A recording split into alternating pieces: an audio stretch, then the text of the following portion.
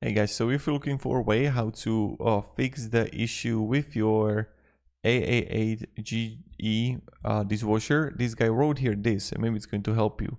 So remove metal around dishwasher, unplug the dishwasher, open the door, remove the screws on each side, one stainless on each side around the middle, one wood screw holding the top door, closes two screw holding sides to plastic, base plate, two screws at the back bottom, no need to unscrew cable hose holder.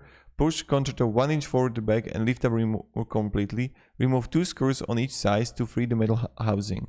Remove carefully, metal is sharp. Now you can replug, clean, change the air gap metal meter as needed. So this is something that you want to do, and I just want to make this a quick video of the person who just found a way how to fix the issue. It was the plug wire that goes into the flow meter air gap on the left side of the dishwasher. And this is it, what you want to fix. Have a great day and goodbye.